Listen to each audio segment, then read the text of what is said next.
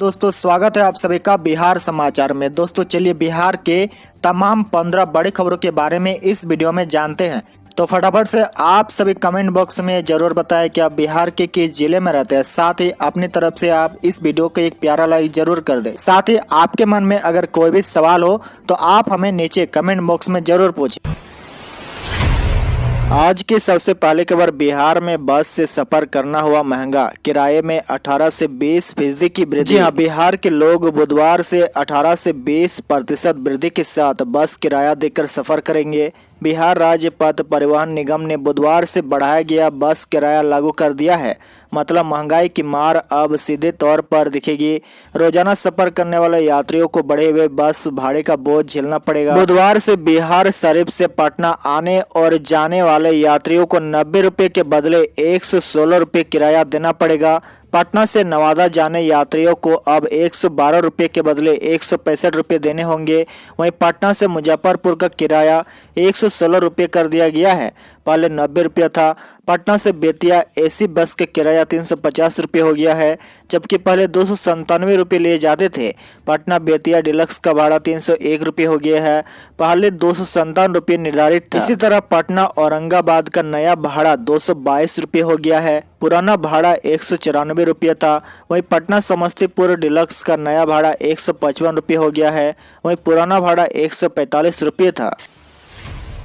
बड़ी खबर, बिहार में आज से थर्मोकोल सहित सिंगल यूज प्लास्टिक पर लगा बैन, पकड़े जाने पर हो सकती है सजा। बिहार में आज यानी 15 दिसंबर से सिंगल यूज प्लास्टिक का प्रयोग पर रोक लग गया है। इसका प्रयोग करने पर जेल और जुर्माना दोनों का प्रावधान किया गया है। जहां राज्य में सिंगल यूज प्लास्टिक की बिक्री, परिवहन और उपयोग पर कार्रवाई तक की जा सकती है, वहीं अभी इसका विकल्प तैयार नहीं किया गया है, क्योंकि अभी राज्य में बायोडिग्रेडेबल प्लास्टिक का उत्पादन नहीं हो रहा है।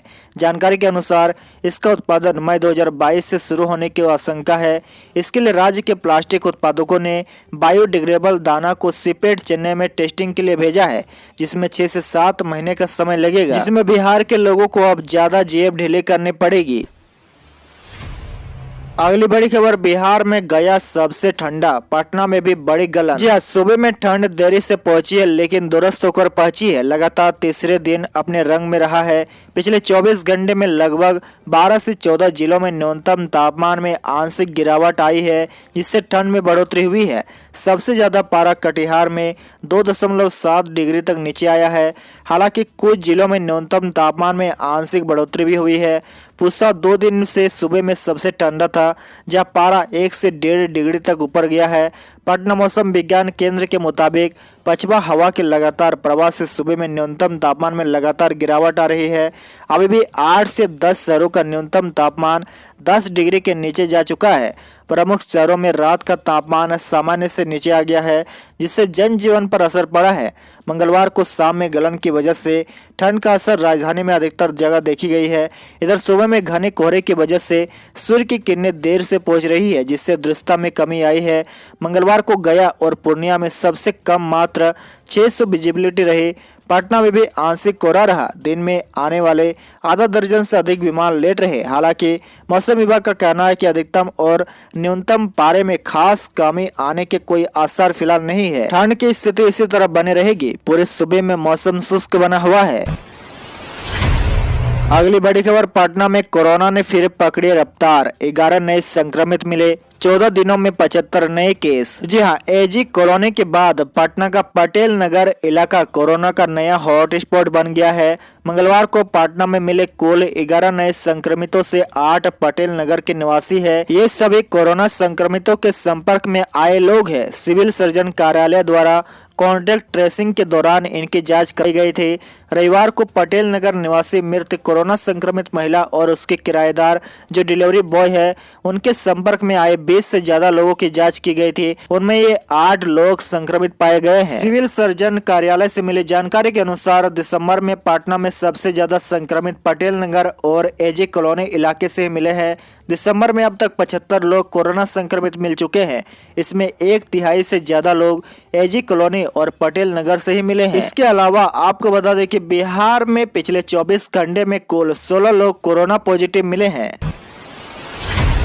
अगली बड़ी खबर, बिहार पहला राज्य जहां शराबबंदी के लिए लगेंगे सीसीटीवी कैमरे। सरकार हर पंचायत में लगाएगी 100 कैमरे। थानेदार, मुखिया, सरपंच अपने मोबाइल पर देख सकेंगे फुटेज। जी हां, बिहार सरकार शराबबंदी को सफल बनाने के लिए लगातार प्रयोग कर रही है। सीएम नीतीश कुमार शराबबंदी कानून को लेकर काफी गंभीर है। इसको लेकर अब सरकार हर पंचायत में सीसीटीवी कैमरा लगाने जा रही है। बिहार अब पहला राज्य होगा जहां शराबबंदी को सफल बनाने के लिए सीसीटीवी का सहारा लिया जाएगा। बिहार सरकार के पंचायती राज विभाग ने तय किया है कि हर पंचायत में लगभग 100 सीसीटीवी कैमरे लगाए जाएंगे ताकि गांव के किसी भी कोने में अपराध के साथ साथ शराब तस्करी की घटनाओं पर नजर रखी जा सके।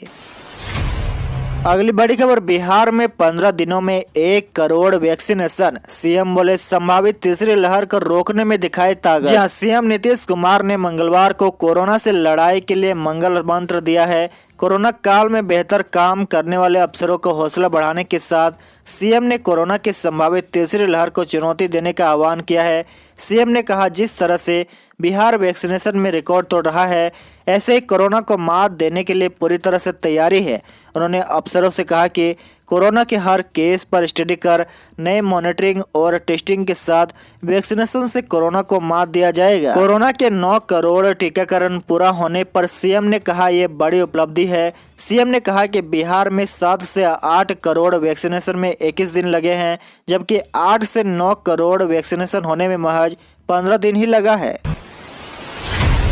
अगली बड़ी खबर, बिहार में कोरोना पर सख्त हुई सरकार। बिना मास्क पकड़े जाने पर लगेगा जुर्माना। जी हां, बिहार में कोरोना संक्रमण के बढ़ते मामले को देखते हुए जिला प्रशासन ने तैयारी शुरू कर दी है। मास्क का अनिवार्य प्रयोग सुनिश्चित कराने हेतु सोमवार को जिलाधिकारी द्वारा 5 धावा दल को संग्रहालय परिसर से हरी झंडी दिखाकर रवाना किया गया है। यह दल भीड़ भाड़ वाले इलाकों पर नजर रखेगा। डीएम ने सख्त निर्देश दिया है कि जो लोग मास्क नहीं पहनेंगे उन पर 50 रुपये जुर्माना लगाया जाएगा। इसके अलावा सभी सिटी बसों पर कोई भी खड़ा होकर सफर नहीं करेगा। यात्री खड़े पाए गए तो बस चालक पर 500 रुपये का जुर्माना लगाया जाएगा। अगर बस दोबारा कोरोना गाइडलाइन का उल्लंघन करते पकड़े गए तो उसे जब्त किया जाएगा। अगली बड़ी खबर, कोरोना की तीसरी लहर को लेकर हाई अलर्ट। सीएम नीतीश बोले, बिहार में जल्द शुरू होगी ओमिक्रॉन वेरिएंट की जांच। जी हां, देश में कोरोना के नए वेरिएंट ओमिक्रॉन के मामले तेजी के साथ बढ़ने लगे हैं। इसी बीच बिहार में भी ओमिक्रॉन की आहट ने सरकार की नींद उड़ाकर रख दी है। बता दें कि बिहार में कोरोना मरीजों की संख्या एक बार फिर से बढ़ने लगी है। कोरोना के बढ़ते मामले को देखते हुए मुख्यमंत्री नीतीश कुमार ने कहा कि कोरोना के ओमिक्रॉन वेरिएंट की जांच बिहार में भी जल्द शुरू होगी। आईजीआईएमएस और अन्य जगहों पर इसकी व्यवस्था की जा रही है। बिहार में अभी ओमिक्रॉन से पीड़ित का पता नहीं चला है। इसकी जांच के लिए हम लोगों ने दिल्ली सैंपल भेजा है, जिसकी रिपोर्ट अभी तक नहीं आई है।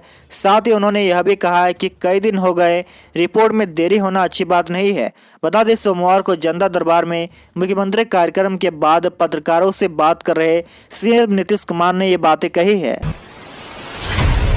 अगली बड़ी खबर, बिहार में 2 और नेशनल हाईवे को मिली स्वीकृति। हाजीपुर, बेगूसराय, दरभंगा और समस्तीपुर जिलों को होगा फायदा। जी हां, बिहार में नेशनल हाईवे का जाल बढ़ता ही जा रहा है। राज्य और केंद्र सरकार के बीच तालमेल का फायदा लगातार मिल रहा है।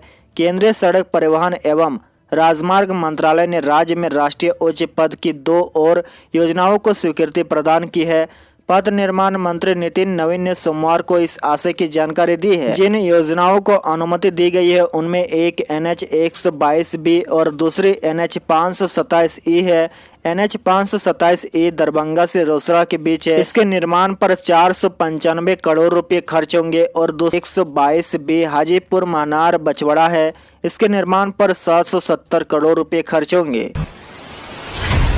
अगली बड़ी खबर, बिहार के बीएड छात्रों के लिए राहत। 2023 से पहले बंद नहीं होंगे बीएड कॉलेज। अब 4 वर्ष का इंटीग्रेटेड कोर्स होगा शुरू। जी हां, अगले सत्र से व्यवस्था में आने वाली नई शिक्षा नीति से निजी या स्वतंत्र रूप से चल रहे बीएड कॉलेजों की सेहत पर फिलहाल असर नहीं पड़ेगा। नई शिक्षा नीति में स्वतंत्र बीएड कॉलेजों की जगह सरकारी कॉलेजों में बीएड की पढ़ाई या इंटीग्रेटेड कोर्स शुरू करने पर जोर दिया गया है। ऐसे में कहा जा रहा है कि जल्द ही निजी या स्वतंत्र रूप से चल रहे बीएड कॉलेज या कोर्स बंद हो जाएंगे, लेकिन ये कॉलेज और ऐसे कोर्स अगले 9 साल तक यानी 2023 तक बंद नहीं होंगे। हालांकि इस दौरान सरकारी कॉलेजों में 4 वर्ष का इंटीग्रेटेड बीएड कोर्स शुरू होगा। अगली बड़ी खबर, बिहार में बढ़ेगी पारा मेडिकल की सीट। मंगल पांडे बोले 20 जिलों में शुरू होगा सर्टिफिकेट डिप्लोमा कोर्स। जी हां, बिहार में अगले सत्र से पारा मेडिकल की 2135 सीटों पर एडमिशन होगा। सरकार ने 20 जिलों में सर्टिफिकेट डिप्लोमा कोर्स शुरू करने के लिए मेडिकल संस्थानों को मान्यता प्रदान की है। स्वास्थ्य मंत्री मंगल पांडे ने मीडिया से बात करते हुए कहा कि बिहार के 7 निश्चय अवसर बड़े आगे बढ़े के तहत तकनीकी शिक्षा के अवसरों को बढ़ाने का काम किया जा रहा है। इसके तहत राज्य के 20 जिलों में संचालित सरकारी पारा मेडिकल संस्थानों में सर्टिफिकेट और डिप्लोमा कोर्सों को मान्यता प्रदान की गई है। इसमें बक्सर, गोपालगंज, मुंगेर, सहरसा, लखीसराय, जमुई, अरवल, सारण, खगड़िया, मधुबनी, वैशाली, पूर्वी चंपारण, सुपौल, भभुआ, जहानाबाद, शेखपुरा, कटिहार, पश्चिमी चंपारण, पूर्णिया एवं किशनगंज शामिल है। अगली बड़ी खबर, पटना में जल्द खुलेंगे 8 नए सीएनजी पंप। मार्च तक 20 हो जाएगी संख्या। जी हां, सीएनजी वाहनों की संख्या बढ़ने से पटना में इसकी खपत भी बढ़ गई है। पटना में रोजाना 48,000 किलो सीएनजी की खपत हो रही है। इसके लिए पटना में कुल 12 सीएनजी पंप बनाए गए हैं। सीएनजी की खपत को देखते हुए पंप की संख्या भी बढ़ाने पर काम हो रहा है। मार्च तक 8 नए सीएनजी पंप शुरू किए जाने की योजना है। मार्च तक पटना में कुल 20 सीएनजी पंप हो जाएंगे। अगली बड़ी खबर, दिल्ली से भी ज्यादा पटना की हवा खराब। वायु प्रदूषण में देश में टॉप पर मुजफ्फरपुर 304 AQI के साथ पटना 5वें नंबर पर। जी हां, पटना की हवा में एक बार फिर धुलकन और धुआं की मात्रा बढ़ गई है। इसके कारण पटना की हवा दिल्ली से अधिक प्रदूषित हो गई है। रविवार को पटना के AQI लेवल 304 जबकि दिल्ली का 254 रिकॉर्ड किया गया है। वहीं मुजफ्फरपुर का AQI लेवल 333 और गया का 230 रहा। मुजफ्फरपुर देश में टॉप पर रहा। प्रदूषण में आंखों में जलन, सांस लेने में परेशानी, थकान जैसी शारीरिक परेशानी हो रही है। दिसंबर के 12 दिन में 4 दिन शहर के लोगों ने खतरनाक हवाओं में सांस ली है, जबकि 8 दिन हवा खराब रही। 2 से 4 दिसंबर तक AQI लेवल 300 से अधिक रिकॉर्ड किया गया है। अगली बड़ी खबर, बिहार में 45,852 प्रधान शिक्षकों की बहाली का मामला। इसी महीने बीपीएससी को रिक्त भेजेगा शिक्षा विभाग। फरवरी से आवेदन, नए सत्र में मिलेंगे हेडमास्टर। जी हां, बिहार में 45,852 प्रधान अध्यापक और प्रधान शिक्षक की बहाली के लिए आवेदन लेने की प्रक्रिया फरवरी में शुरू होगी। शिक्षा विभाग इस साल यानी दिसंबर के अंत तक बिहार लोक सेवा आयोग को प्राथमिक विद्यालयों में 40,518 प्रधान शिक्षक और उच्च माध्यमिक विद्यालयों में 5,334 प्रधानाध्यापक की रिक्ति भेजेगा। शिक्षा विभाग को जिलों से रोस्टर के अनुसार रिक्ति मिल गई है। सामान्य प्रशासन विभाग के आरक्षण प्रावधान के अनुसार 35% महिला प्रधानाध्यापक और प्रधान शिक्षक होंगी। और अंत की बड़ी खबर, 20 जनवरी से 23 फरवरी तक चलेगा इग्नू का एग्जाम। सत्रांत परीक्षा date sheet online upload. Purnia में 6, सहरसा में 5 और खगड़िया में 1 परीक्षा केंद्र। जी हां, इंदिरा गांधी राष्ट्रीय मुक्त विश्वविद्यालय की दिसंबर 2021 की सत्रांत परीक्षा 20 जनवरी से आयोजित करने से संबंधित संशोधित अंतिम डेट शीट अपलोड कर दिया गया है।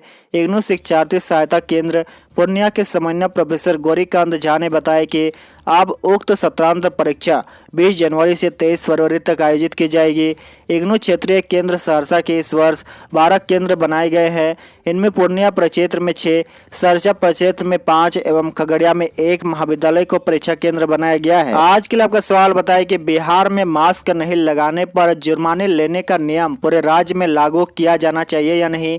इसका जवाब आप हमें नीचे कमेंट करके जरूर बताएं।